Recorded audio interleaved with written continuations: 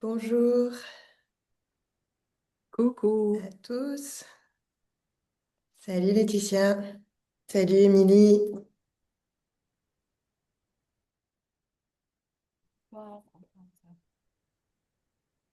Alors, j'ai mis le mode intervenant principal. On verra si ça va ou pas.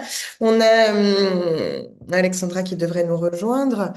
En tout cas, c'est un live qui est enregistré puisqu'il a vocation à pouvoir être rediffusé. Il y a certaines personnes qui ont souhaité avoir la rediffusion. Pour partager ensemble autour de cette question de comment le breathwork transforme nos vies, alors à titre personnel et puis aussi nos pratiques professionnelles quand on est professionnel. Donc le but, ça va être qu'on puisse échanger ensemble autour de ces questions. Et puis après, peut-être, voilà, il y avait certaines questions qui avaient pu être posées, donc de voir s'il y a d'autres personnes qui nous rejoignent, s'il y en a. Donc je vais commencer moi à me présenter. Je suis Estelle, psychologue de formation spécialisée dans les états modifiés de conscience. Du coup, j'ai créé Breathwork Institute pour proposer l'approche du breathwork à un plus grand nombre et aussi proposer des formations qui soient voilà, selon un certain cadre qualitatif éthique. Et puis, c'est cette passion pour les états modifiés de conscience et notamment pour la respiration holotropique à laquelle j'ai été formée dans la lignée du docteur Groff, qui est ce qu'on appelle aussi une technique de transe sans substance, donc transe sans connotation péjorative du terme, mais pour bien induire que cette technique, elle permet d'aller dans des états modifiés de conscience, puisque le professionnel qui l'a créé, c'est le docteur Groff, un médecin psychiatre qui a travaillé sur l'usage du LSD dans les années 60 et puis qui, suite à l'interdiction de cet usage, a cherché à créer une technique qui permette d'induire au niveau cérébral des procédés un petit peu similaires dont on connaît l'usage thérapeutique. Un usage qui aujourd'hui revient en France dans la recherche et puis à l'international sur les psychédéliques, mais nous avons déjà à notre disposition cet outil du breathwork et de la respiration holotropique. Et puis après, j'ai été formée aussi à la transcognitive auto-induite par Corinne Sombrin. Donc voilà. On va passer 1 heure ensemble, ou peut-être moins, on verra, mais maximum 1 heure pour échanger sur ces questions. Et puis je vais laisser nos autres intervenantes se présenter leur pratique, et puis en quoi le breathwork, on les a appelées, comment elles en ont fait usage dans leur vie personnelle et professionnelle. Voilà, avec une idée que ce soit une parole libre et un échange plutôt, on puisse s'autoriser à rebondir les unes avec les autres sur toutes ces questions. Qui souhaite la parole? Émilie, tu souhaites commencer peut-être? Allez, je vais commencer. Vous m'entendez bien? Oui, très bien. Ouais. Bon, alors moi, je suis Émilie Pollack. Donc, je suis arrivée à Breathwork Institute en mars, donc en cours de formation. Je suis accompagnante en soins holistiques, notamment en soins énergétiques. Je suis maître Reiki. J'accompagne aussi avec le massage, la sonothérapie. Et puis, voilà, le breathwork arrive un peu dans mes pratiques, même si pour l'instant, c'est beaucoup pour moi. Je l'expérimente beaucoup pour moi. Et voilà, je fais brièvement le tour. Comment t'avais connu, toi, le breathwork? Je l'ai connu parce que on m'avait conseillé, on m'a conseillé de faire du breathwork à un moment donné ou à un moment donné, voilà. Et donc j'ai dit ok, je vais essayer. Hein, je suis pas, je suis curieuse, hein, je connaissais absolument pas et donc j'ai découvert le breathwork, mais dans une version dans une, on va dire dans un format plus court.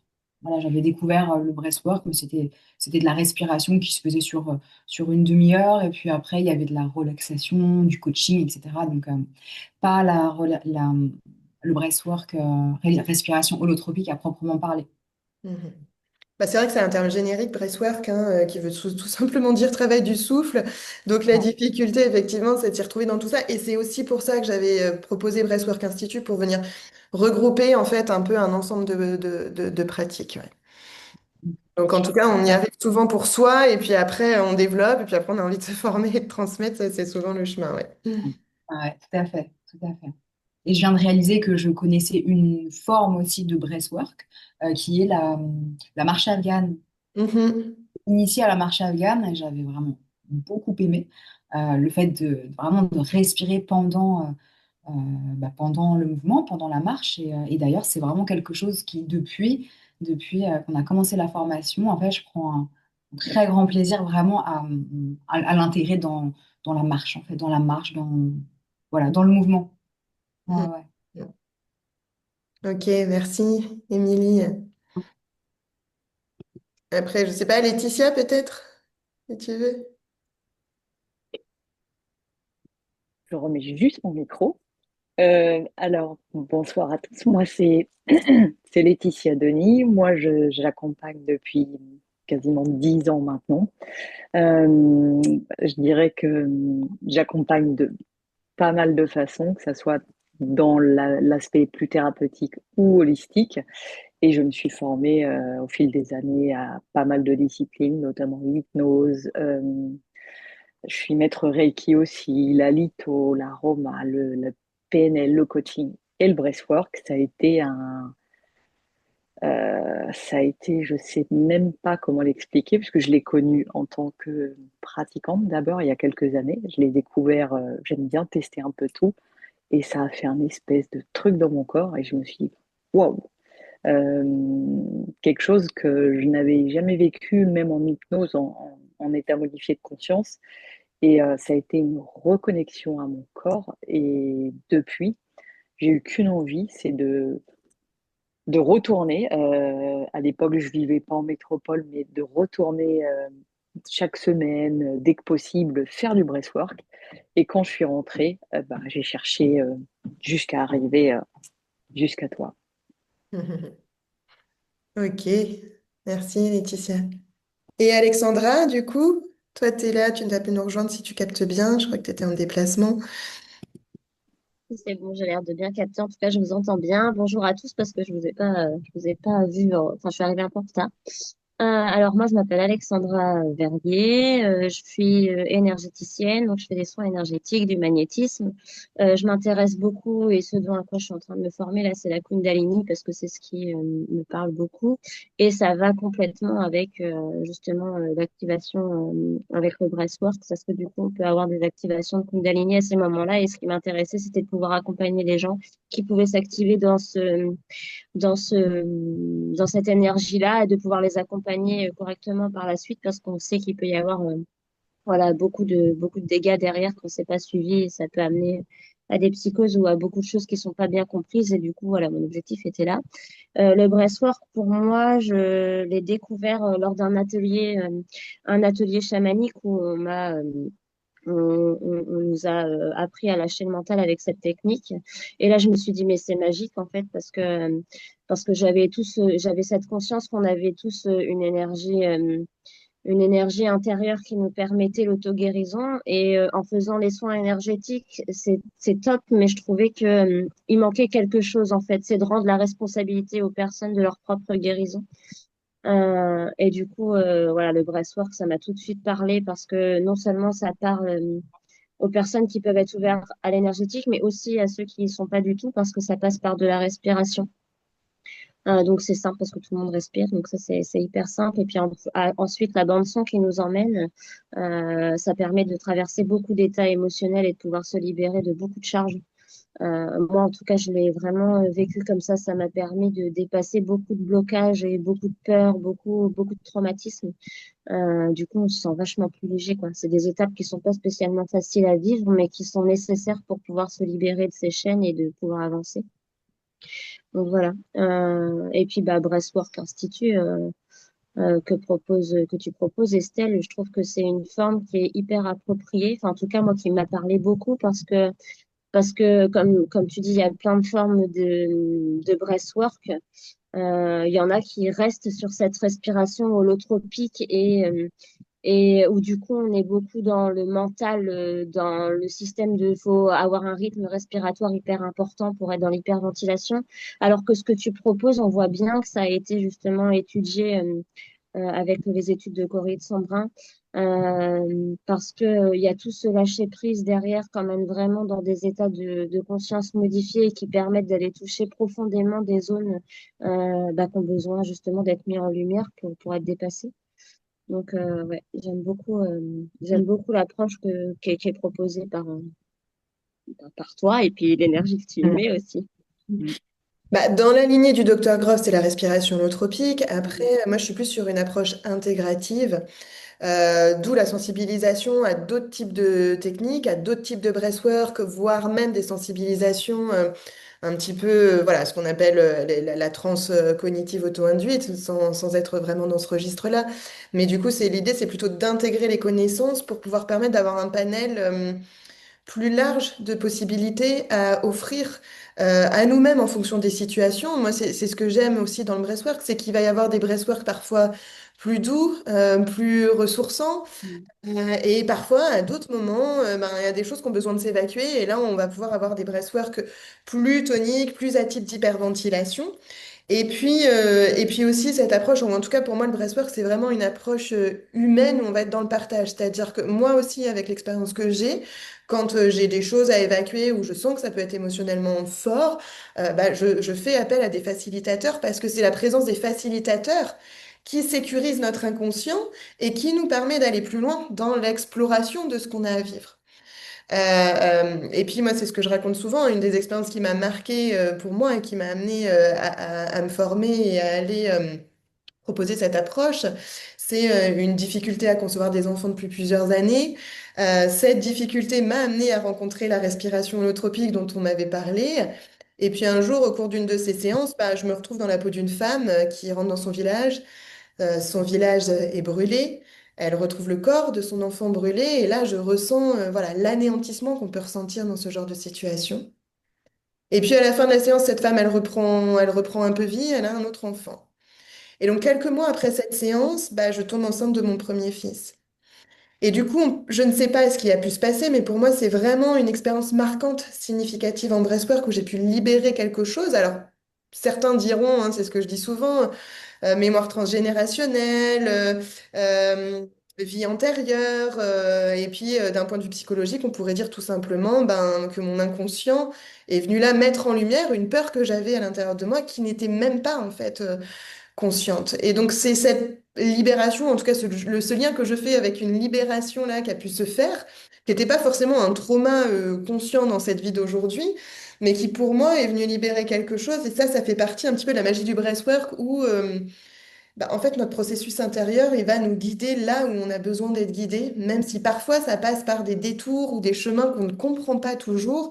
Mais par la pratique, enfin en tout cas moi c'est ce que je ressens et vous me direz vous ce que ça a changé pour vous, mais moi, ce que je ressens, c'est que la pratique, ça m'a amené à être beaucoup plus à l'écoute, en fait, de cette intelligence intuitive, à l'écoute de mon corps. Alors, pas toujours, parfois, il me rappelle un peu, mais en tout cas, à l'écoute de cette intelligence intuitive que finalement, on apprend à laisser faire et on se rend compte que ça se déploie pour notre bien.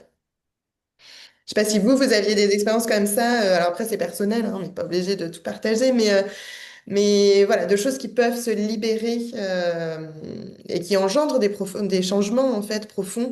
Alors ça, c'était ma vie personnelle et puis ma vie professionnelle, vous voyez jusqu'où ça m'a amené. Donc, avoir envie, être tellement convaincu et avoir ressenti la justesse de cette approche qu'après, on a envie de continuer à le diffuser, quoi. Totalement. Ou sur vous ou sur les gens que vous accompagnez, vous avez déjà observé des changements? Je dirais, moi personnellement, en tant que pratiquante et non en tant que facilitatrice, ça a totalement changé ma relation difficile avec ma maman et que j'expliquais pas vraiment. C'est passé pareil par, en effet, peut-être des vies antérieures, peut-être du transgénérationnel, peu importe. En tout cas, dans mon corps, il s'est passé quelque chose et ça a tout changé. Et, et à partir de là, je me suis dit, mais au-delà de reconnecter avec ton corps, de sentir des choses vachement fortes de cette intuition qui s'affine, de d'être à l'écoute. Ça a bouleversé toute, toute l'organisation familiale, mais dans le bon sens du terme, en fait. Et, et, et j'ai eu à cœur à nouveau de pratiquer, de me dire, j'étais même peut-être trop vite, de me dire, wow, c'est tellement magique, continue. Mais en effet, il y a un temps d'intégration, il y a un temps où le corps nous emmène, en fait. Le souffle nous emmène. Et c'est pas nous qui décidons consciemment de ce qui doit se passer. Mhm. Et ça nous emmène au bon endroit. Ouais, exactement. Et en ça, je trouve ça complètement magique. Mhm. Et puis dans les pratiques, je trouve que ça change, ça permet vraiment de déconnecter le mental, parce qu'il y a la dimension corporelle qui revient. Euh, c'est quelque chose que les gens décrivent souvent. Enfin, il ne peut pas rien se passer en breathwork si vous respirez, si vous vous engagez dans le travail du souffle, il ne peut pas ne rien se passer. Parfois, on va pas tout de suite libérer des traumas. Parfois, ça va être juste je ressens des sensations dans mon corps, des zones de mon corps. Mais parce que c'est physiologique, en tout cas quand on est sous la forme holotropique breathwork, par le phénomène d'hyperventilation, on hyperoxygène le cerveau, le pH sanguin devient plus alcalin, du coup notre fonctionnement cérébral est modifié, et au moins physiologiquement, vous allez voilà, ressentir des manifestations corporelles. Après, la musique, elle est là aussi pour nous soutenir dans le processus et normalement favoriser aussi l'expression émotionnelle. Et c'est ce que vous décriviez, en fait. Il y a eu ce rapport-là, hein, au corps et aux émotions qu'on puisse exprimer, y compris en lien avec des traumas, voilà, parfois anciens. Mais parce que l'environnement, je crois que ça, c'est quelque chose qui joue beaucoup aussi dans le vécu des expériences. Lorsque l'environnement est sécure, on peut davantage se laisser aller à explorer toutes les parties de soi. Ah, complètement. Moi, je suis complètement dans cette optique-là où quand tu es dans un... Déjà, tu as l'effet de groupe, je trouve, qui, quand tu proposes en groupe, il y a deux approches. Il y a le côté individuel qui va être peut-être plus un côté pour se connecter à soi d'abord, mais l'approche de groupe est, je trouve, hyper essentielle dans le sens où une fois qu'on a mis le doigt dessus, l'effet de groupe, le cadre que tu poses pendant la formation, moi, vous m'avez permis pendant ce cadre-là, de dépasser un énorme traumatisme où, au moment de mon enfance, j'étais complètement sortie de moi parce que je ne voulais pas vivre. En fait, avec l'approche corporelle, vous m'avez permis de dépasser ce cap-là. Et, euh, et ça m'a permis, moi, de me reconnecter dans ma vie, à mon corps, à ma vie, à l'envie de vivre, à plein de prendre ma place.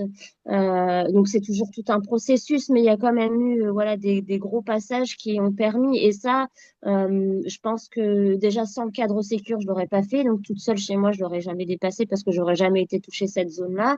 Il y avait le fait d'avoir des facilitateurs qui soient vraiment dans l'accompagnement et puis le cadre du groupe qui faisait que ça portait toute cette énergie et de savoir que j'étais pas toute seule à passer le cap, quoi, à me sentir soutenue dans ce passage. Et ça, je trouve que ouais, c'est hyper puissant. On peut le retrouver que, je pense qu'on peut atteindre ces moments-là vraiment dans des zones où on est ensemble et où il y a une sorte de sororité ou de fraternité qui est là et qui porte, quoi. Mm. Mm. Moi, Complètement d'accord, ouais.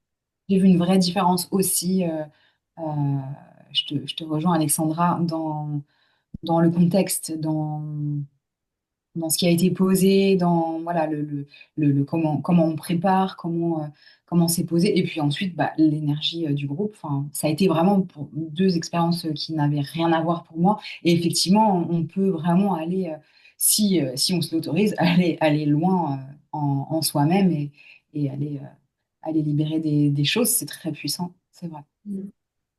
Parce que le groupe, ça nous renvoie vraiment à ça, en fait, de comment je suis sous le regard de l'autre, comment j'accueille l'autre tel qu'il est, comment l'autre, quand il s'autorise à exprimer des choses, bah, finalement, ça fait écho en moi et peut-être que je peux m'autoriser, moi aussi, à exprimer des choses. Donc, c'est une symbolique enfin, très forte et pas qu'une symbolique, hein, c'est un fait. Et effectivement, je crois que ensemble, Hein, seul on va plus vite, ensemble on va plus loin. Bah, Mm, je crois que mm, là, c'est ça ça fait s'avère sens. voilà, assez Mm. juste, la force du collectif aussi dans cette bienveillance. Et puis ce cadre sécure, finalement, il est posé juste parce que déjà, on a vérifié que vous n'aviez pas de contre-indication à la pratique majeure. Ça fait partie du travail, voilà, des facilitateurs de vérifier qu'il n'y a pas de contre-indication majeure. Et ensuite, parce que vous avez peut-être senti que les facilitateurs qui vous accompagnaient, ils avaient fait ce job sur eux-mêmes, en fait. Mm. Je crois que c'est vraiment ça, c'est pas, et même la formation intégrale Breathwork, c'est pas des contenus théoriques, bien sûr, il y en a, mais c'est pas comme ça qu'on apprend à être facilitateur. C'est vraiment parce qu'on est allé traverser soi-même tout un tas de zones, et puis c'est peut-être jamais fini, mais en tout cas, c'est ça aussi qui donne un sentiment de sécurité par rapport à la qualité d'accompagnement des facilitateurs. En plus du cadre qui est posé, où on s'autorise en fait l'expression de tout ce qui peut avoir envie d'émerger. Sauf bien sûr tout ce qui va être voilà, de l'ordre d'une violence envers autrui, envers soi-même, envers l'environnement. Et on a une règle entre nous qui est la règle du stop. Mm. Stop, non pas parce que ce qui s'exprime c'est mal, mais juste parce que c'est pas sécure dans la manière dont ça s'exprime. Et si bien que le respirant, il n'a pas à se dire, tiens, c'est bizarre ce que je fais, est-ce que je vais être dangereuse ou comment ils vont me regarder? Et si les gardiens en fait de l'espace n'interviennent pas, c'est que c'est complètement OK. Et donc c'est vraiment un espace où on peut s'autoriser à pleurer, à crier, à taper, enfin, à rigoler, à chanter, à danser, enfin. Et du coup, il y a tout ce panel-là émotionnel qui, je trouve, est intéressant de pouvoir s'autoriser à réexploiter, alors que dans notre quotidien, bah, parfois, il y a des émotions qu'on refoule et avec lesquelles on n'est pas toujours très à l'aise. Et je Et puis trouve ce qui est que... chouette, Oh, pardon. vas-y, pas de problème, vas-y. J'allais juste rajouter par rapport à la façon dont Estelle nous enseigne, de commencer justement par être ensemble, d'être en groupe, de s'autoriser, de connecter ensemble, plutôt que de commencer par la partie théorique, même si bien sûr elle est abordée lors de ce moment-là, mais le fait de connecter direct entre nous, de commencer la formation comme ça, d'être ensemble ces quelques jours, ça, waouh! Enfin, je pense qu'on a toutes senti la puissance de cette énergie, la sororité, la connexion, la force, la puissance, l'amour. Enfin, qui permet justement d'aller explorer, comme tu disais tout à l'heure, ce qu'on n'irait sans doute pas explorer seul. Mm. Ce que je trouvais chouette aussi dans le breathwork, c'est que d'une séance à une autre, tu vas pas du tout vivre les mêmes émotions, tu vas pas vivre. Enfin, en fait, tout est juste. C'est ça qui est chouette, c'est que l'énergie qui se présente, c'est vraiment une force qui est qui est très intelligente dans le sens où ça va exactement là où le blocage est présent dans ta vie et où ça te bloque. Et du coup, d'un moment à un autre, tu as l'impression de peut-être des fois de revenir sur une situation alors que tu as l'impression que tu avais déjà travaillé, mais c'est pour aller encore plus profond. Il y a des moments, c'est complètement l'inverse. La fois d'avant, tu avais fait que pleurer, la fois d'après, tu fais que rire et c'est OK parce qu'en fait, sur le moment, tu as besoin d'expérimenter ça. Et il y a des moments, tu as ri et tu retournes dans les pleurs et c'est pareil, c'est juste ce qui est chouette, c'est qu'il n'y a rien qui est linéaire et tout est vraiment dans. C'est comme s'il y avait toujours un fil conducteur que nous, on voit pas, mais qui est vraiment une ligne vitale qui te permet de te dépasser et d'évoluer tout le temps, quoi. Et ça, je trouve que c'est ouais, c'est chouette, quoi, quand tu arrives à te connecter à ça. Et du coup, il y a pas de il n'y a pas de fin, quoi. Là, c'est vraiment, ça va vraiment avec ce qu'on dit que la vie, c'est sur le chemin et c'est pas la terminaison ou le but qu'on veut atteindre. Là, c'est vraiment, tu sens que tu es sur le chemin et que chaque étape est importante et à dépasser. Et ça, c'est chouette. Mm. Et que ça permet vraiment cette déconnexion du mental parce que c'est ce que tu décris là. Parfois, on a compris plein de choses avec sa tête ou on pense qu'il faut Mm. aller travailler tel truc en premier, alors que finalement, eh bien, par cet outil, vraiment, on déconnecte du mental et on laisse faire un processus d'auto-guérison dont parlent toutes les cultures finalement, puisque ces portes d'entrée dans ces états modifiés de conscience, on les retrouve dans toutes les cultures. Il y a une étude anthropologique qui a été menée, il y a plus de 96% des cultures originelles qui utilisent des moyens d'entrée en état de transe.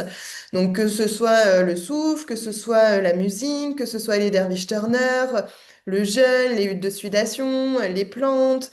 Et donc finalement, il s'agit là de juste de retrouver un mode de fonctionnement cérébral qu'on a déjà en nous. Il n'y a rien d'extraordinaire, mais nos cultures n'ont plus appris à utiliser ça. Et puis on a même d'autres zones du cerveau qui se sont développées, hein, les zones plus rationnelles. Du coup, on s'est coupé d'autres éléments. Alors que là, oui, ce que tu décris, effectivement, je trouve que ça permet de reconnecter à ça, à un mode de fonctionnement qu'on a, où finalement, si on le laisse faire, ça nous emmène aux endroits où on a besoin d'aller. Et du coup, je trouve que moi, en tant que facilitatrice, c'est plus léger parce qu'il y a cette confiance dans le processus et où je sais que mon rôle, c'est d'être la gardienne. Il y a des possibilités d'intervention psychocorporelle, puisque si les personnes l'acceptent, on peut reproposer aussi un contact avec le corps. Et ça, c'est très intéressant parce que parfois, le corps, il avait besoin d'exprimer des choses, ou il avait besoin de douceur, d'une présence, d'un contact d'une main. Et du coup, dans la facilitation, si la personne l'accepte, on réancre en fait des nouvelles mémoires, y compris au niveau corporel.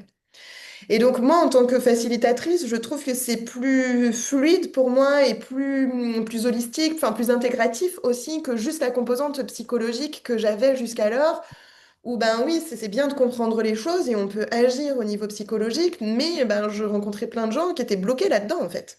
J'ai tout compris de mon histoire et pourtant ça change pas ce que je ressens et j'arrive pas à dépasser ça et des fois même c'est culpabilisant de pas arriver à dépasser les choses alors qu'on a tout compris. Mais je pense que c'était voilà le breathwork et les états modifiés de conscience ont été vraiment l'outil qui pour moi me permet d'aider les gens à dépasser ça, en fait, uniquement la composante mentale ou parfois le rejet qu'on va avoir de son corps parce que mon corps me fait mal, parce que j'ai une maladie, parce qu'il y a telle ou telle chose qui me convienne pas, bah, d'aller écouter, en fait, ce qui se passe en nous dans nos émotions et aussi dans notre corps et pas de rester que dans la sphère mentale. Moi, je crois que c'est vraiment, et voire même d'ouvrir aussi à la composante spirituelle, puisque c'est pas l'approche que l'on met en avant. Nous, on est plutôt sur une dimension, et c'est ce que je demande aux facilitateurs, d'être plutôt sur une dimension athée où chacun va avoir ses croyances et où c'est le respirant et ses croyances qui fait sens et pas nous en tant que facilitateurs. Mais voilà, chacun met le sens qu'il veut à ce qui se manifeste et c'est intégratif et peut-être même parfois, bah, voilà, il y a des gens qui vont avoir des connexions spirituelles ou qui vont voir leurs croyances spirituelles ben, évoluer aussi au gré des pratiques. Complètement. C'est complètement juste. Enfin, je trouve aussi. Et en effet, on reconnecte ou on connecte à quelque chose de vital et qui nous dépasse complètement. Et comme tu dis, depuis des millénaires, ça se passait comme ça. Et par la force de la vie, de tout va vite, on a oublié en fait. Et avec le breathwork, on revient à l'essentiel, on revient à soi, on lâche le mental sans même décider d'eux, sans même contrôler qu'eux. On a juste à faire confiance au process et ça se passe. Mm.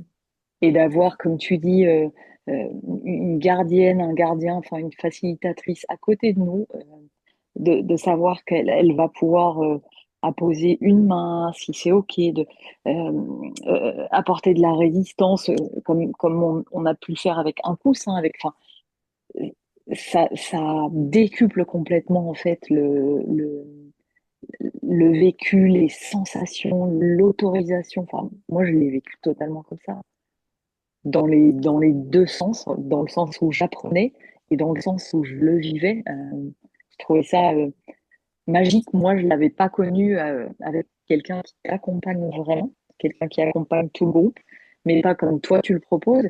Et c'est un vrai plus, une sécurité, une permission invisible. Enfin, c'est magique. Il n'y a pas d'autre mot en fait. Magique. Oui, en tout cas, tel que le propose le docteur Groff sur la constitution de binômes. C'est-à-dire que, en tout cas, il y a différentes formes de breathwork et on peut s'autoriser de la souplesse aussi. Moi, je suis vraiment dans cette dimension-là de quelque chose de souple en fonction hein, des besoins des gens et puis de comment le facilitateur lui sent les choses. Mais dans la forme traditionnelle de Groff, il y a au moins un ou deux facilitateurs vraiment. Et en plus, il y a une constitution de binôme où tantôt l'un respire et l'autre est son gardien et à l'inverse, l'autre respire Et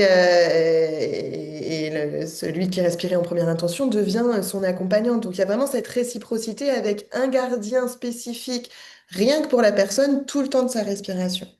Et ça aussi, c'est quelque chose qu'on me renvoie parfois de cette générosité de la présence à l'autre, puisque pendant alors 1 heure, 2 heures, voire 3 heures, suivant les formats de respiration choisis, il y a quelqu'un qui est 100% disponible pour vous uniquement, qui veille uniquement pour vous durant le temps de votre processus.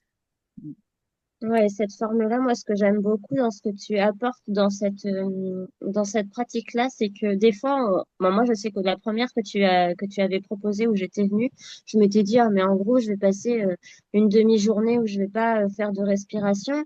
Et il y a ce côté où, ben, surveiller l'autre, il y a rien. Et en fait, pas du tout. Enfin, j'ai même vécu plus de choses presque sur cette journée-là à être dans observer l'autre, l'accompagner, venir. Moi, j'étais pas très corporelle et du coup, avec ton approche, tu as pu me montrer que venir appuyer sur les endroits ou les zones où la personne en avait besoin, c'était hyper révélateur parce que ça lui permettait de dépasser ses propres blocages intérieurs.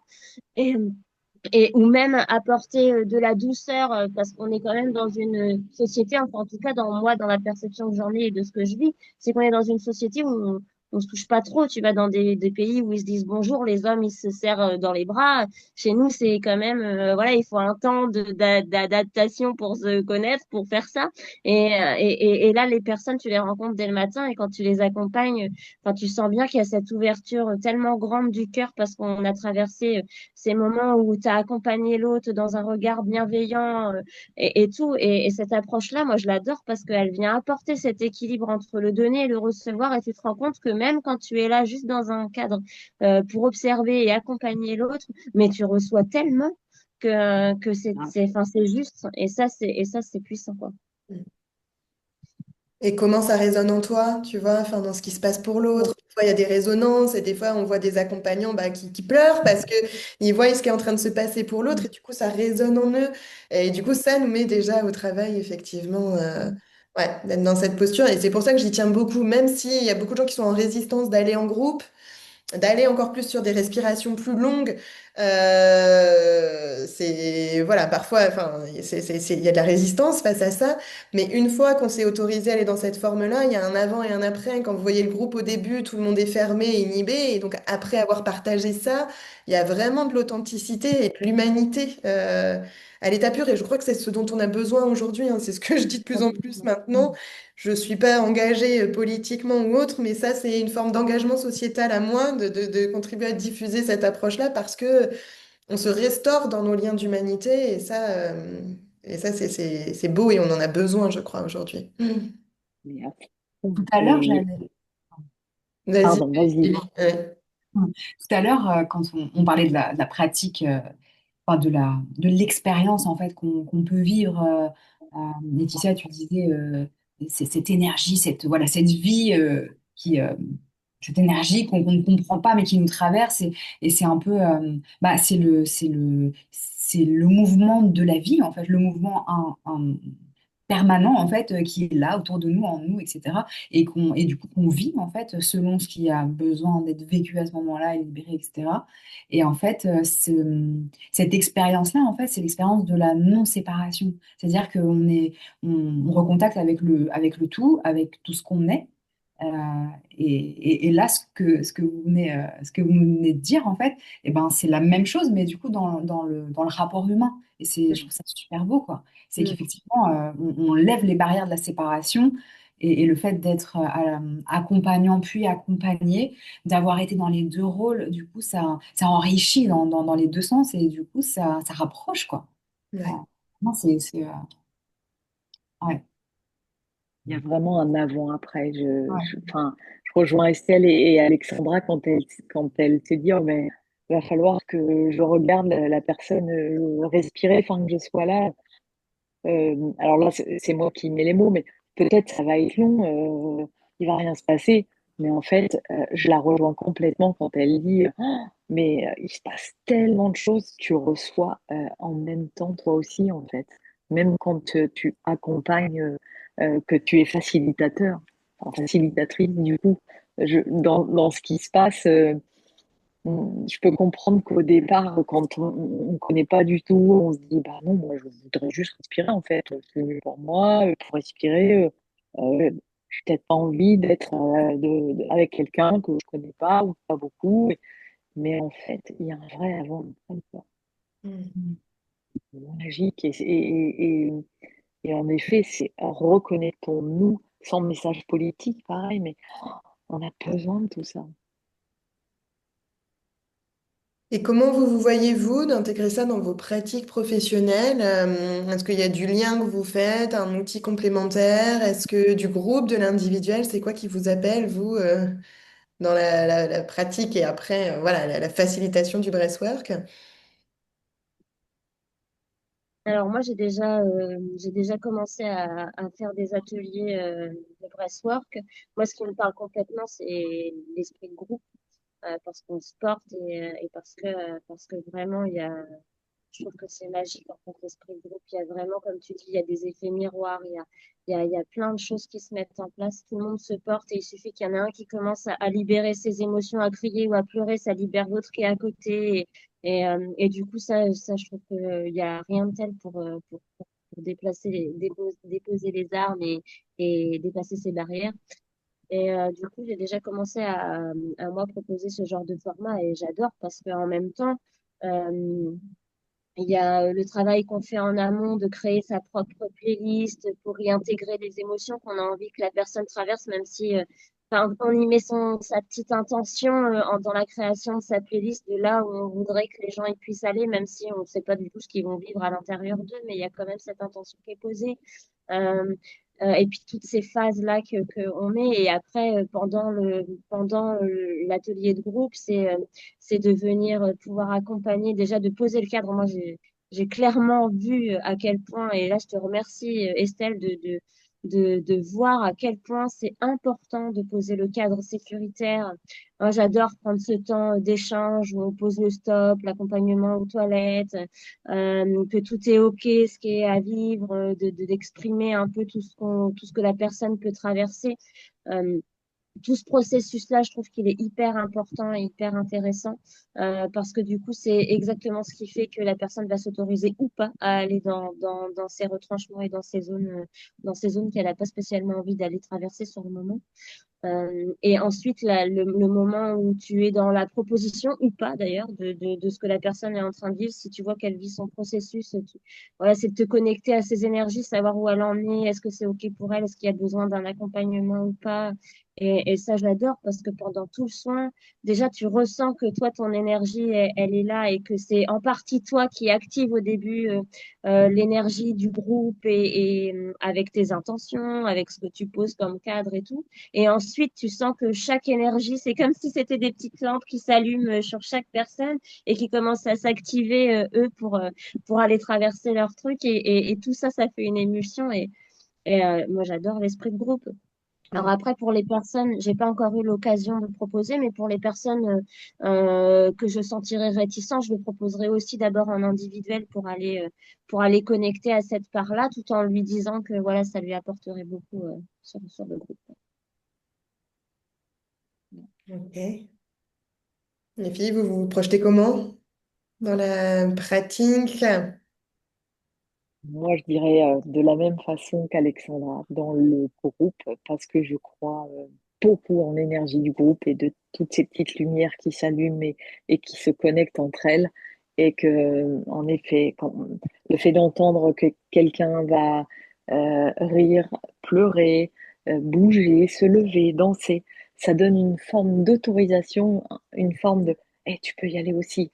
Et c'est comme si tous les dominos tombaient et ça envoie une énergie de fou. Et c'est vraiment le format qui m'attire, mais de la même façon, en gardant quand même la possibilité de, OK, pour quelqu'un qui a envie d'essayer, mais qui se sent pas de le faire en groupe, d'ouvrir quand même cette porte-là pour lui faire découvrir, tout en lui suggérant que en groupe, ça sera encore plus chouette ensuite.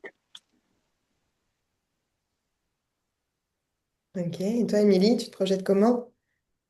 Bah, pour l'instant, moi, je ne l'ai pas expérimenté, le groupe, mais ça me paraît évident que, que je le proposerai parce que il y a quelque chose, voilà, de très riche. Il y a des possibilités, effectivement, qu'on n'a pas en individuel, même si j'ai adoré être facilitatrice pour une personne parce que j'étais à 100% dedans, enfin j'étais avec elle, enfin c'est un peu difficile à expliquer, hein, même si j'ai pas vraiment eu besoin d'intervenir, mais voilà, j'étais totalement avec elle c'est chouette, ça me plaît beaucoup aussi, donc les deux, je trouve que voilà, les deux peuvent se compléter ou pas. Après, ça peut être que du groupe.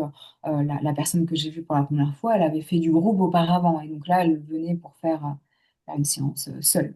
Donc, elle a trouvé ça chouette aussi. Mais, euh, mais oui, non, le groupe, c'est évident. C'est évident que je le proposerai parce que c'est... Bah, d'ailleurs, je l'ai expérimenté avec toi. Euh, Mhm. on a fait cette soirée, c'est super. Enfin, c'est encore une autre énergie, encore une autre. C'est une, c'est, c'est une qualité de présence aussi, mais voilà, on doit être un peu plus alerte. Euh, Cela dit, j'ai adoré les deux formats, donc sans hésitation, les deux seront possibles. Ouais. Ouais. Après, l'idée, c'est que chaque facilitateur fasse en fonction de ce qui lui semble juste et en fonction de son profil aussi, enfin, d'origine. On a des personnes, voilà, énergéticiennes, hypnothérapeutes, ostéopathes, psychologues, naturopathes, professeurs de yoga. Enfin, voilà, après, il y a un profil très vaste de professionnels qui peuvent souhaiter intégrer cet outil à leur pratique. Et puis après, c'est important voilà, le groupe, il y a cette puissance-là que vous venez de décrire. Et en même temps, ben voilà, c'est important que le facilitateur se respecte aussi lui-même. Donc il y a certaines personnes qui vont préférer faire de l'individuel et uniquement l'individuel. Il y en a certains qui commencent à pratiquer en ligne. Alors moi, j'ai voilà sur cette question-là, je suis en train de travailler cette question-là, mais pourquoi pas, puisque ben c'est un fait aujourd'hui que et puis vous l'avez vécu hein, sur les séances que j'ai pu proposer à type d'essai, il y a quand même des choses qui se passent et cette connexion qui peut se faire. Bon, pour moi, c'est vraiment le préalable. Ensuite, il y a l'individuel. Ensuite, il y a du groupe qui est proposé en soirée, mais où là, il n'y a pas le système de binôme. Vous respirez, il y a un facilitateur qui accompagne l'ensemble du groupe. Et puis ensuite, il y a la forme traditionnelle de respiration holotropique, où là, c'est sur un format plus long de respiration et avec le système de binôme, ce qui offre encore plus de sécurité et encore plus de possibilités d'expression dans un espace sécure. Donc voilà, et puis après la formation en elle-même, enfin en tout cas les processus ou l'engagement dans le breathwork, moi je laisse les gens libres. Il y en a certains qui vont venir à chaque séance, il y en a qui vont venir une fois par an, il y en a qui vont venir une fois et puis plus du tout. J'ai plutôt tendance à, voilà, à dire que c'est une responsabilité des gens en fait de déterminer ce qui va être juste pour eux.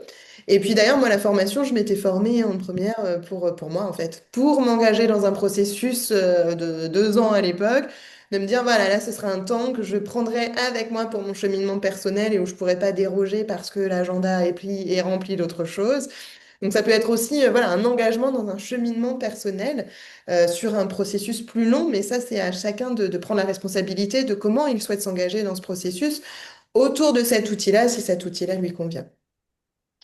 Après, je ne sais pas si vous avez eu des questions ou des résistances chez les personnes que vous avez rencontrées. Moi, j'en avais deux là deux questions qui m'ont été posées, donc je les évoque là. Et puis après, s'il y a d'autres questions, voilà, vous me direz.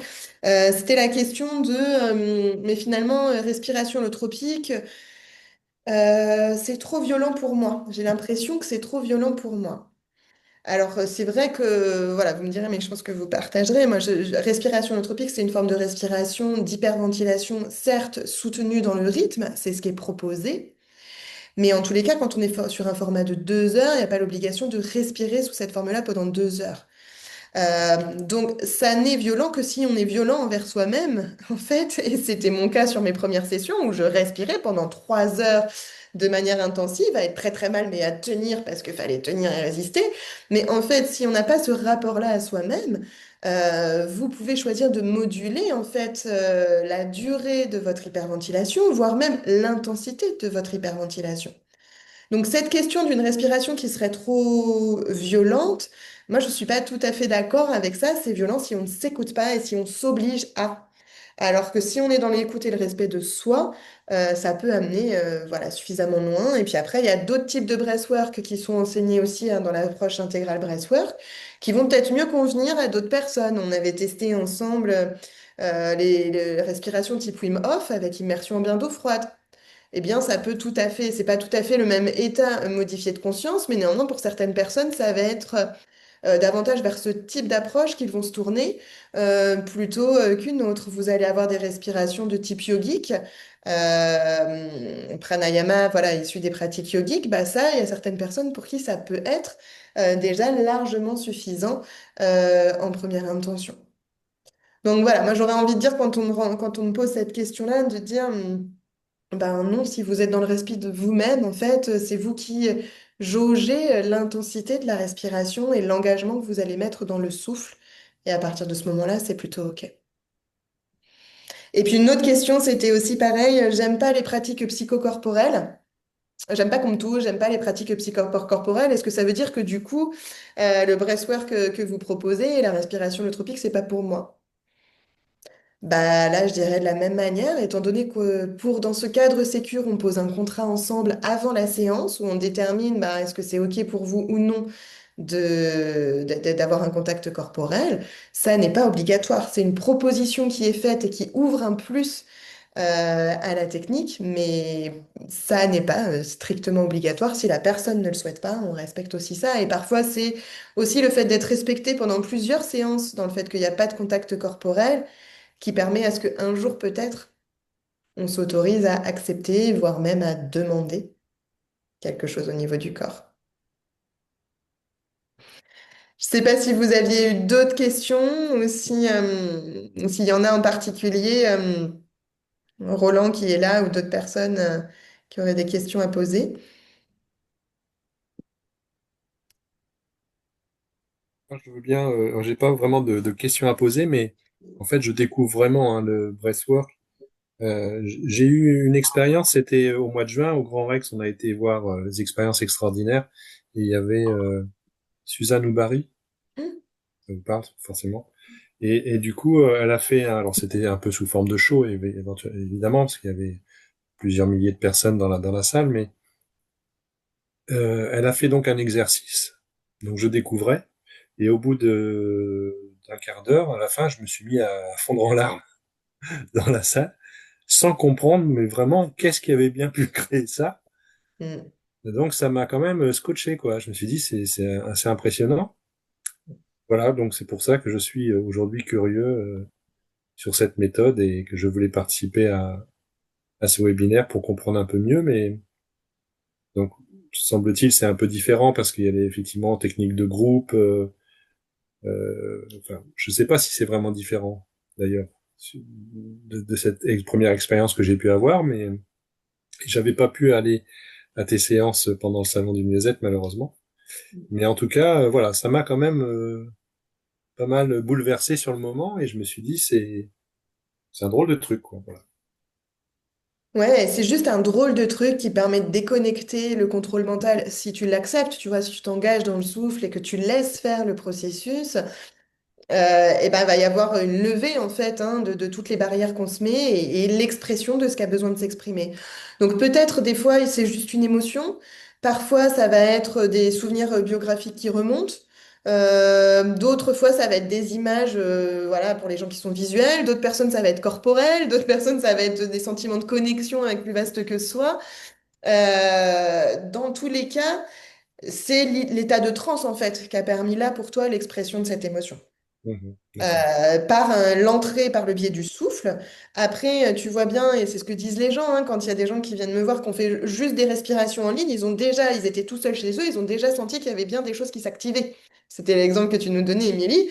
Donc, juste le biais du souffle, par le phénomène d'hyperventilation qui produit hein, des modifications chimiques au niveau de notre corps, qui sont pas dangereuses parce qu'elles sont volontaires, parce qu'elles sont transitoires et parce qu'on a vérifié qu'on était sur des individus bien portants. Bah, c'est ces modifications qui permettent de modifier aussi un peu notre fonctionnement cérébral. Si tu veux, toute la partie du cortex cérébral rationnel logique, il est un petit peu inhibé parce qu'un petit peu moins alimenté en oxygène. Et donc, ça permet aux structures sous-jacentes de le système limbique des émotions ou le cerveau reptilien des instincts de pouvoir s'exprimer. Donc Ouais. voilà, et après on comprend pas tout et il n'y a pas que ça en fait qui nous permet de tout expliquer. Mais tu as vu déjà sur une séance comme ça qui Ouais. offrait pas le même cadre voilà, de possibilités qu'il y avait des choses qui se passaient, quoi. Tout à fait. Bon, bah merci de ton partage. Donc après la curiosité, bah, tu verras de toute façon, soit on en reparle, soit l'idée c'est que s'il y ait d'autres questions, ben, voilà, vous puissiez vous autoriser à les poser. Il y aura comme ça différents lives pour partager les expériences voilà, de différentes professionnels ou personnes en formation. Il y en a un qui avait déjà eu lieu, qui est sur le compte de Instagram de Breathwork Institute. Et puis après, il y en aura d'autres qui seront proposés. Là, j'ai pas concrètement encore la date, mais l'idée, c'est plus d'être dans ce partage de vision, d'expérience, en fait, de différents professionnels. Parce que, bah, voilà, c'est pas une vision d'une personne sur le breathwork, c'est voilà, des regards croisés avec des subtilités, des nuances aussi selon chacun. Donc, voilà, c'est ça qui va être proposé sur les mois à venir ou à intervalles réguliers. Voilà, et puis la formation, nous, qui démarre le 15 octobre, du 15 au 19 octobre sur la première session. Et puis après, pour ceux qui sont intéressés, bah, soit me contacter directement, soit regarder aussi hein, via le site de Breathwork Institute. Vous avez un onglet où il y a une petite plaquette, une petite vidéo de présentation pour connaître un peu plus sur le déroulé, si vous le souhaitez. Bon, bah moi ce que je retiens, c'est que c'est riche et que c'est que ça transforme pas mal et à pas mal de niveaux. Et même si on comprend pas toujours tout, eh ben, ça transforme pas mal. Et puis, je dirais qu'au début, on a tendance à vouloir chercher à comprendre. Et au fur et à mesure, on fait confiance au processus et ce Mm, qui arrive, c'est toujours très juste, en fait. mm. Eh ben ouais, c'est le beau mot de la fin. Donc merci pour ce partage. Beaucoup. Et puis, Merci à toi. et puis à bientôt pour de nouvelles aventures. C'est ça. Merci Merci, beaucoup. merci. Merci Bonne soirée à tous. à Bonne Soirée. soirée. toi. Au